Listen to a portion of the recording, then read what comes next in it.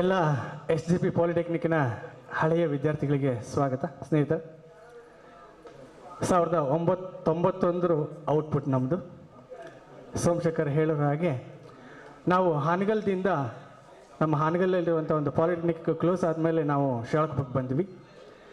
ಶಿರಾಳಕೊಪ್ಪಕ್ಕೆ ಬಂದಾಗ ಶಿರಾಳಕೊಪ್ಪದಲ್ಲೂ ಎಷ್ಟೊಂದು ಅನುಕೂಲತೆಗಳಿತ್ತು ಅಂತ ನಿಮಗೆಲ್ಲರಿಗೂ ಗೊತ್ತಿದೆ.